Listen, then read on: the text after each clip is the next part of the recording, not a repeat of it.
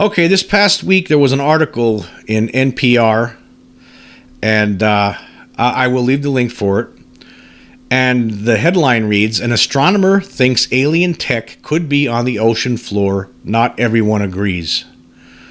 Okay, as we all know, Harvard Professor Avi Loeb, he's someone who's, been investigating UFOs now. He's the person who some years back said that there's a possibility that big object that entered our solar system and then exited our solar system, Oumuamua, may have been an alien object, right?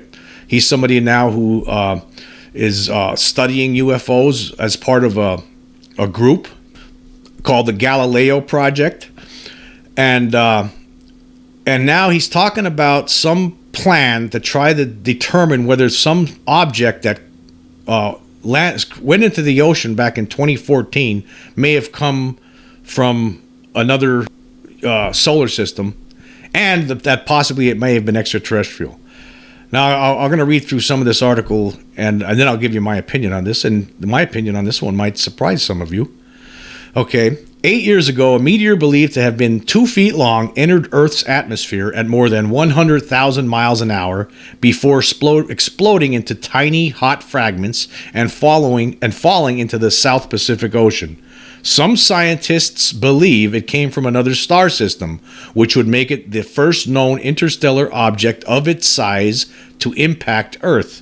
Now, Professor Avi Loeb of the Harvard-Smithsonian Center for Astrophysics is planning an expedition to retrieve fragments of the meteor from the ocean floor. By analyzing the debris, he is hoping to determine the object's origins, even going so far as to make the extraordinary suggestion that it could be a technological object created by aliens.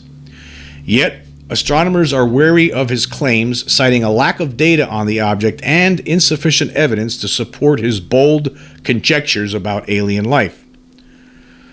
Then it continues. It says, the object that Loeb is searching for, designated CNEOS 2014-0108, was detected in 2014 by a network of satellites used to monitor the skies for potentially dangerous asteroids. Using data published by NASA, Loeb and Amir Suraj, then a Harvard University undergraduate studying astrophysics, first suggested the object came from outside our solar system in 2019. It moved very fast, roughly 40 kilometers per second when it exploded in the lower atmosphere, Loeb said, and from that we can infer that it was moving much too fast to be bound to the sun. Loeb and Suraj submitted a paper making their case to a peer-reviewed astronomy journal. The paper was rejected because their data was incomplete. Some of the data relied on observations from classified missile detection systems, making Loeb and Suraj's estimates of the object's velocity impossible for reviewers to verify. But in April, a memo published by the United States Space Command seemed to confirm that the object came from another star system. Now, Loeb is launching a $1.5 million privately funded expedition to retrieve pieces of the meteor from the ocean floor. Based on the data from the Defense Department, Loeb has focused his search to an area of nearly 40 square miles. It's just like mowing the lawn, Loeb said. We are planning to use a sled with a magnet that will scoop a very thin layer off the top of the muck. He says that testing the composition of the object could determine if it resembles those found in our solar system. There is also the possibility that it will be made of some alloy that nature doesn't put together, and that would imply the object is technological, Loeb said. If you ask what my wish is, if it's indeed of artificial origin, and there are some component of the object that survived, and if it has any buttons on it, I would love to press them. And of course, other astronomers are skeptical, and before we get into the skepticism of the other astronomers, I just want to provide my skepticism of this. I mean, it's very ambitious. Right, it sounds very ambitious, but you're an object that was, wasn't that big to begin with. Okay, 2 feet long, and you're going to search in a 40 square mile radius of the ocean with a sled that has a magnet on it to see if you could find this thing. I mean, that sounds like that's worse than trying to find a needle in a haystack, if you ask me. I mean, and as a kid, actually, I tell you, I went to my parents took me and my brothers and sisters to an amusement park Knoebels Groves in Pennsylvania. I'm sure maybe some of you have heard of this place. It's one of the best amusement parks in the world. And there was some program they had there for kids. They had a big giant haystack, and they hid a nickel in there, and they said, whoever finds the nickel wins a prize.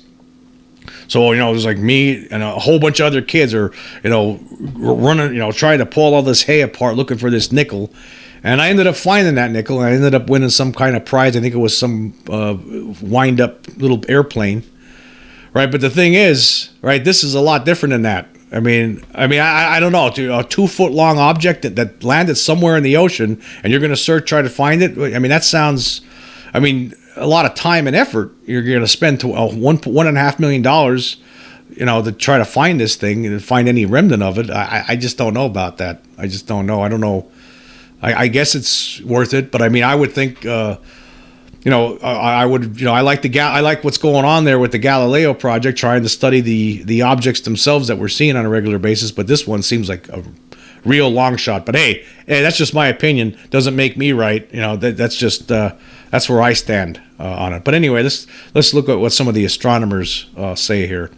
Other astronomers are very skeptical. Many astronomers dismissed the idea of the object being technological, saying there are far simpler and far more likely natural explanations. And some are hesitant to conclude the meteor even came from outside our solar system. The biggest problem is the data itself. It's difficult to actually observe small, fast objects in the atmosphere. If you're a satellite and you're looking at a meteor and you can get the left to right motion, but it's hard to tell if it's coming toward you or moving away from you, said Steve Desch, an astrophysics professor at Arizona State University. He said this would make estimates of the object's velocity prone to error, making it hard to confirm if it were interstellar. The data is also sanitized, Desch said, because some of the data comes from a network that includes classified military satellites. The available data is stripped of information that could reveal United States defense capabilities, such as error bars that indicate precision of measurements. And there's more. I'm not going to read the whole article, but I'll leave the link for you.